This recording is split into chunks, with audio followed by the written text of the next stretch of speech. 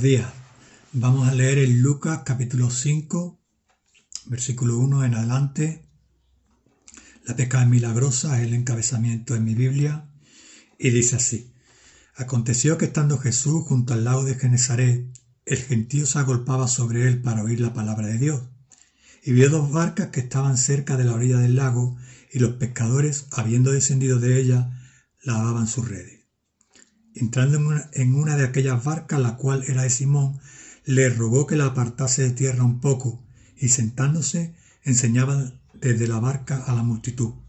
Cuando terminó de hablar, dijo a Simón: boga mar adentro, y echad vuestras redes para pescar. Respondiendo Simón le dijo: Maestro, toda la noche hemos estado trabajando y nada hemos pescado, mas en tu palabra echaremos la red. Y habiéndolo hecho, encerraron gran cantidad de peces y su red se rompía. Bueno, Señor, te damos las gracias por tu palabra y pedirte, Señor, que sea de bendición para todos nosotros. Oramos en el nombre de Cristo. Amén. No sé si alguna vez te ocurrió que alguien te pidiera o te haya dicho que hagas algo que no te apetece hacer. O tal vez que pensaste que no era el momento idóneo para hacerlo. O tal vez que no eres la persona indicada para hacerlo. O sencillamente que no sabes hacer lo que te han dicho que hagas, ¿no? Que no estás preparado para hacerlo. Ante esta disyuntiva, ¿no? Que alguien te diga que hagas algo y que tú no pienses que eres la persona indicada, que no estás preparado, o que no sabes hacerlo, o simplemente que no te apetece hacerlo. Ante esta disyuntiva solamente tienes dos opciones, que es hacerlo o no hacerlo, ¿no? Hace tiempo leí un libro que la gran mayoría de nosotros conocemos, del que se ha compartido, se ha comentado muchas veces. Es un libro de esta escritora llamada Joyce Meyer, que es una escritora cristiana. El libro es El campo de batalla de la mente, es como se titula, y en este libro de una manera así muy rápida y muy resumida viene a decir Joyce Meyer en este libro que cada creyente está librando una guerra que dentro de sí, que es una guerra espiritual, y que el campo de batalla donde tiene origen esta guerra es nuestra mente. Esto desde luego no es algo nuevo, ¿no? Ya en la Biblia encontramos que hace siglos el apóstol Pablo escribió a diferentes iglesias hablando acerca de este tema, ¿no? Por poner algún ejemplo, de la carta a los Efesios, en el capítulo 6, versículo 12, el apóstol Pablo le habla a la iglesia de Éfeso diciéndole que nuestra lucha no es una lucha contra carne y sangre, sino que es una lucha contra principados, contra potestades, contra los poderes de este mundo de tinieblas, contra las huestes espirituales de maldad en las regiones celestes. Por poner otro ejemplo también, Pablo en su carta a los Gálatas, él les aconseja a los Gálatas que anden en el Espíritu y que no satisfagan los deseos de la carne, porque el deseo de la carne es contra el Espíritu y el del Espíritu es contra la carne, y estos se oponen entre sí. De modo que está claro que en cada creyente hay un conflicto, una lucha interior, y que esa lucha es una lucha entre la carne, nuestro espíritu. Nuestra carne nos pide una cosa, nuestro espíritu nos dice que hagamos otra, ¿no? El apóstol Pablo mismamente decía: miserable de mí, ¿quién me librará de este cuerpo de muerte? Porque lo que quiero hacer no hago, y lo que no quiero hacer, eso hago, ¿no? Como en cada conflicto, como en cada lucha, como en cada pelea, tiene que haber al final, tiene que haber un desenlace o un final, ¿no? La Biblia nos deja claro que el desenlace o el final en cada creyente es la de vencedor.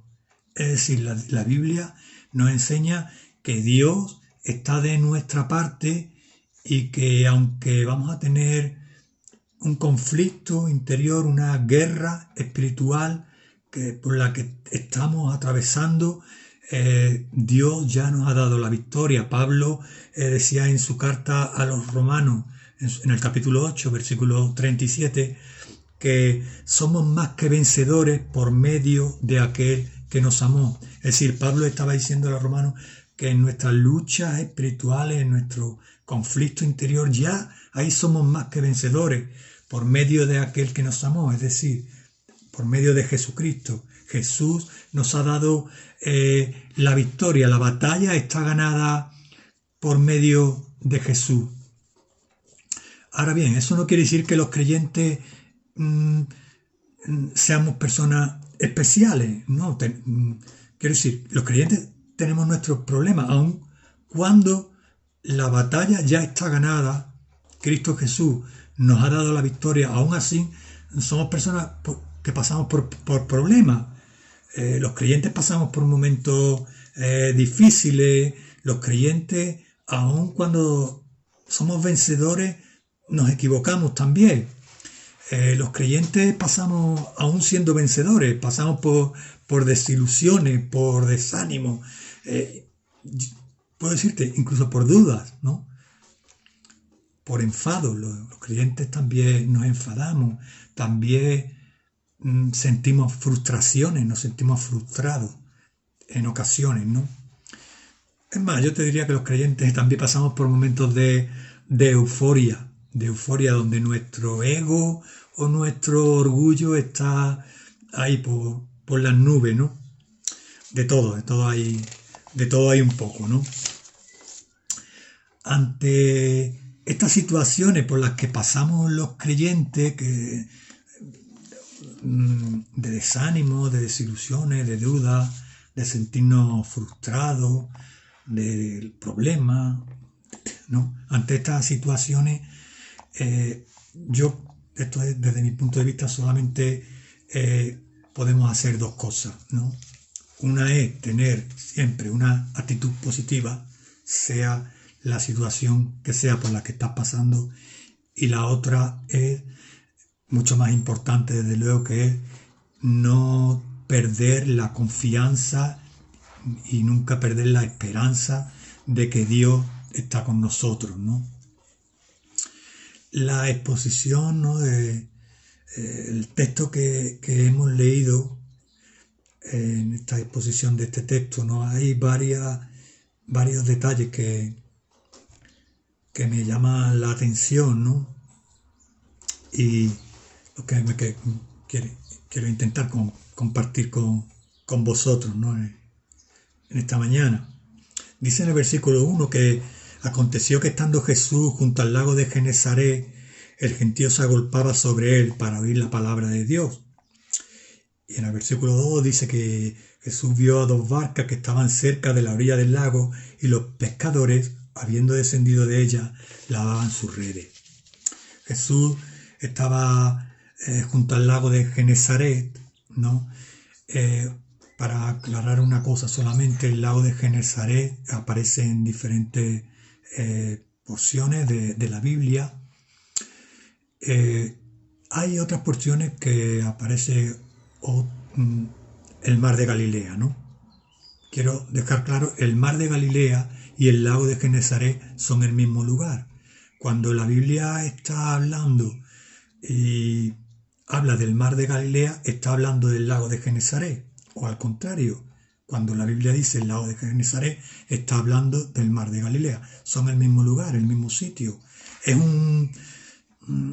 podríamos decir, demasiado pequeño para ser un lago, o demasiado pequeño para ser un mar, y demasiado grande para ser un lago. Es un lago de agua dulce que tiene una longitud aproximadamente de unos 25 kilómetros y una anchura aproximadamente de unos 15 kilómetros, ¿no? Este lago está alimentado por manantiales subterráneos, pero principalmente este lago está alimentado por el río Jordán. Es un lago que está lleno de vida, con una gran cantidad de fauna marina y con una diversidad de peces y de moluscos. Prácticamente en los tiempos de Jesús, toda la región, toda la comarca de Genesaret vivía de pescar en este lago, ¿no? O en este mar de Galilea, que también, como podemos llamarle, ¿no?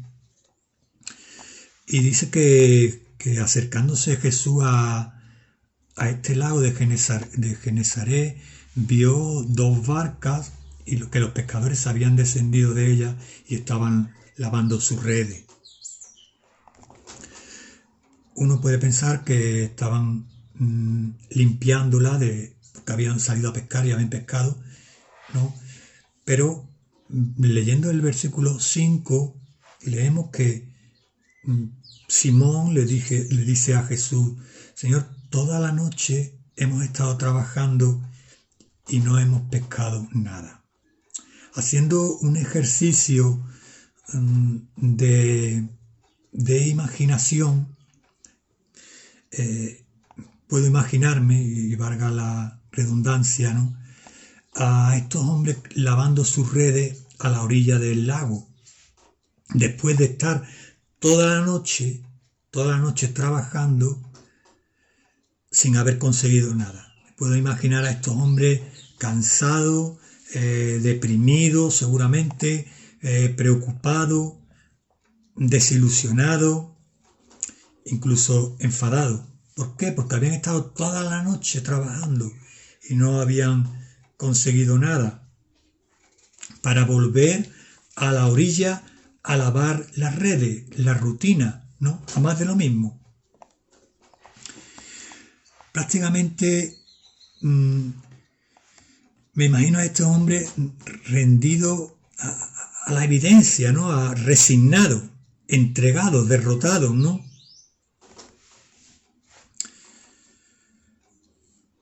Y para colmo, una multitud de gente parece que se agolpaba alrededor de Jesús celebrando una fiesta. En el capítulo anterior, en el capítulo 4, vemos que Jesús viene de de Capernaum, de hacer diferentes milagros. Entre ellos sanó a la suegra de Simón, y en el capítulo 4, en el versículo 40, por ejemplo, nos dice que al ponerse el sol, la gente llevaba a todos los enfermos y endemoniados delante de Jesús, y él, imponiendo sus manos sobre ellos, les sanaba. Estos acontecimientos, ¿no?, me dan a entender que había como un ambiente de celebración alrededor de la persona de Jesús, ¿no? Y pienso que qué contraste más grande, ¿no?, entre los pescadores que estaban a la orilla del lago de Genesaret lavando sus redes después de toda la noche trabajando sin haber conseguido nada. Me imagino el contraste de la sensación de estos hombres lavando sus redes, con la desilusión, con el desánimo, con el cansancio. Qué contraste de estos hombres con el contraste de estas personas que se agolpaban alrededor de Jesús porque querían oír la palabra de Dios, porque habían visto que Jesús hacía milagros y le llevaban a los enfermos para que Jesús los sanara, ¿no? Y veo a una gran multitud de personas celebrando algo y a unos hombres prácticamente resignados, ¿no?, a la evidencia de no haber conseguido nada después de haber estado toda la noche trabajando. Cuando uno se resigna, ¿verdad?, algo pierde las ganas de seguir intentándolo, ¿no? La resignación es fracaso, ¿no? La resignación es derrota. La verdad es que hay un sabor amargo, ¿no?, en la derrota. Cuando uno se resigna a algo es como que quiere ya tirar la toalla, ¿no? No quiere seguir intentándolo. El versículo 3 dice que Jesús, entrando en una de aquellas barcas, rogó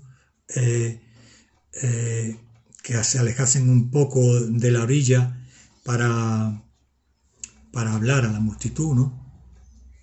Y cuando terminó de hablarle, le dijo a Simón: Simón, boga mar adentro. Ahora bien, Simón era pescador, era su oficio, ¿no? Era un profesional.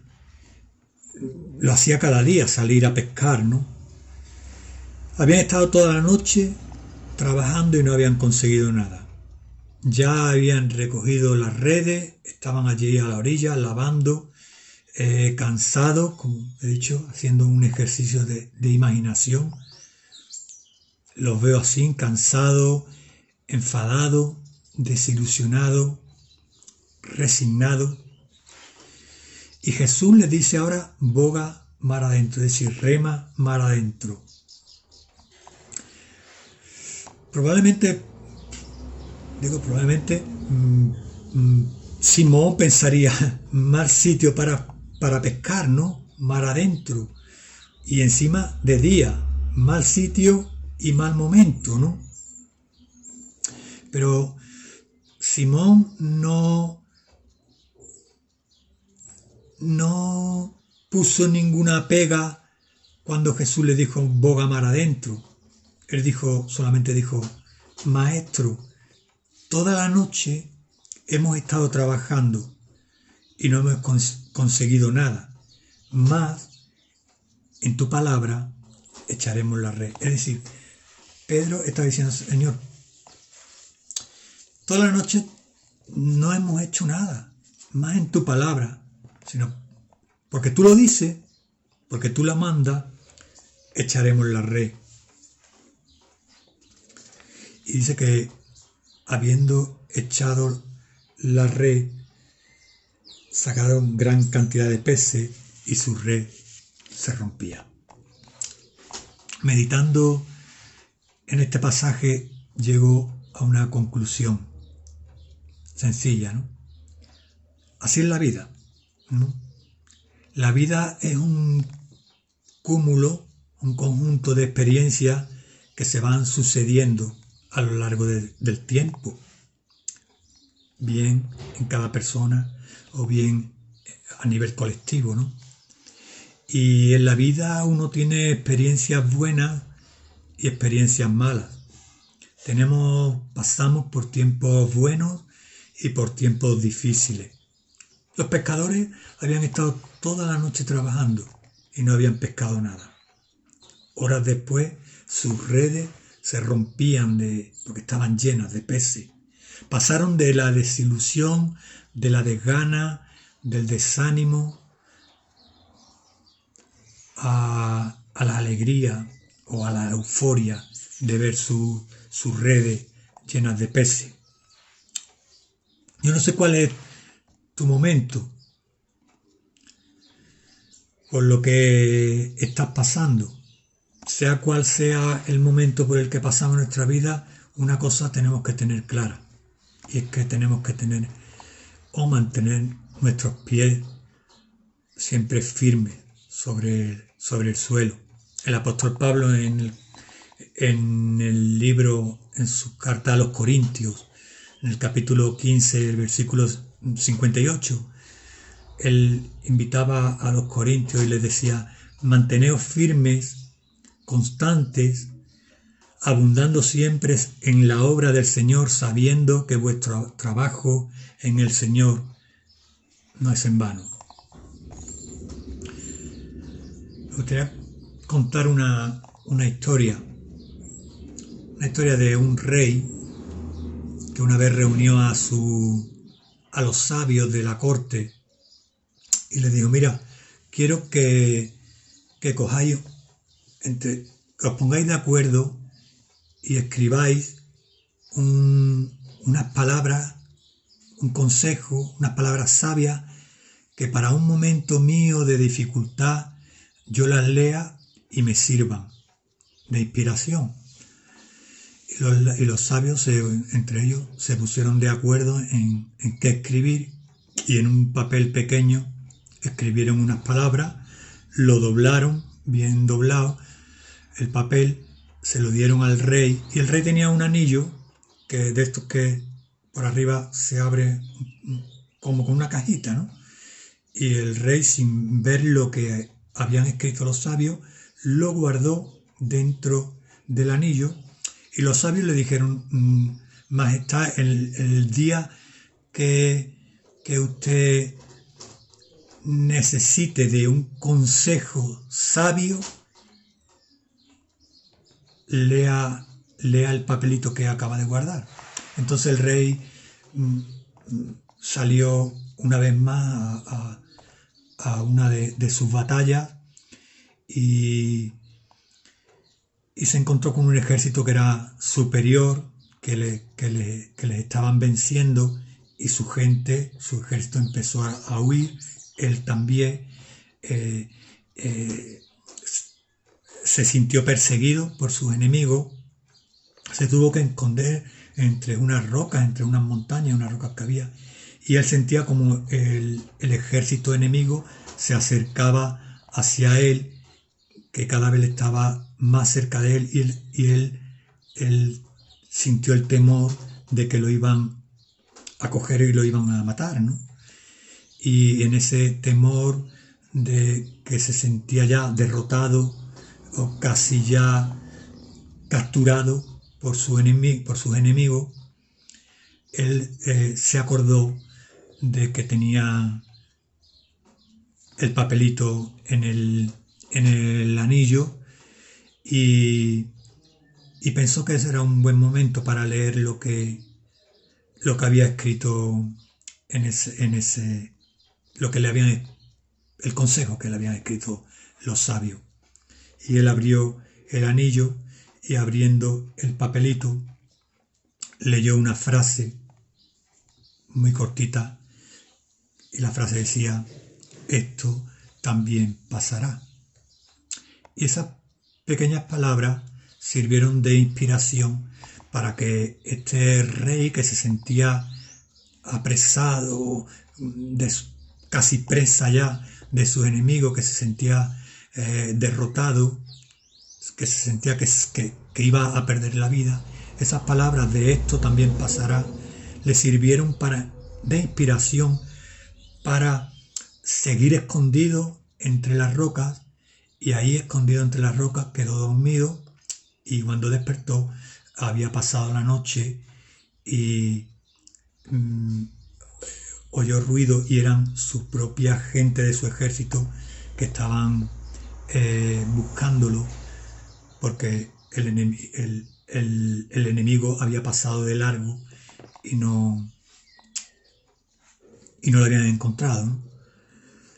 Y el rey de nuevo volvió a su reino y reorganizó su ejército, hizo un gran ejército, aún más fuerte del que tenía antes, y empezó a salir de nuevo a sus batallas, a sus guerras, a conquistar otros reinos, y fue conquistando reinos cada vez más, y ya no le quedaba ningún reino más alrededor que conquistar, y él venía ya de celebrar otra batalla, y la gente de su ciudad lo esperaban aclamándole y vitoreándole, y él desde su carroza se sentía como un dios, ¿no? Aclamado por todos, sabiéndose poderoso y sabiéndose que tenía autoridad sobre todos los reinos que le rodeaban, porque él los había conquistado, ¿no? Y él se sentía tan poderoso, tan victorioso, que se pensaba, que se creía un dios arriba de su carroza, mientras que la gente le vitoreaba. Y en ese momento de euforia que él sentía, uno de sus sabios que le acompañaba en esa carroza se acercó al rey, y dándole un toque le dijo: Majestad, ¿me permite que le diga algo? Sí, dime. ¿Recuerda usted el papel, el consejo que le dimos, que usted guardó en el anillo? Y el rey ya no se acordaba ni lo que ponía en ese papel. Y él dijo: bueno, sé que me disteis un consejo para un momento que yo sintiera que era necesario leerlo, pero no creo que este sea el momento de leerlo, porque las cosas me van bien, soy el hombre más poderoso del mundo conocido, ¿no? Y el sabio le dijo, Majestad, perdóneme, pero yo le aconsejo que usted lea de nuevo ese mensaje. Y el rey, un poco así a regañadientes, abrió, porque estaba disfrutando de ese momento de gloria. El rey, un poco a regañadientes, abrió el anillo y leyó el mensaje, y el mensaje ponía: esto también pasará. Yo no sé cuál es tu situación hoy actual, no sé por el momento que estás pasando, ni sé lo que estás viviendo. No sé si estás animado o desanimado, si estás ilusionado o desilusionado. No sé si estás con ganas o sin ganas, o si ya te has resignado a la evidencia de algo, ¿no? No sé cuál sea tu momento actual, la verdad. Lo que sí quiero, si me lo permite, decirte es que mantente siempre firme, constante, abundando siempre en la obra del Señor, sabiendo que nuestro trabajo en el Señor no es en vano. Como he dicho antes, desde mi punto de vista, la vida es una serie de circunstancias que se van sucediendo en el tiempo. Sea cual sea por la circunstancia que estés pasando en este momento, sea cual sea el momento que estás viviendo, mantente firme en el Señor, porque lo bueno pasa y lo malo también. Porque como decía la frase de estos sabios que escribieron para ese rey, esto también pasará. Que el Señor les bendiga.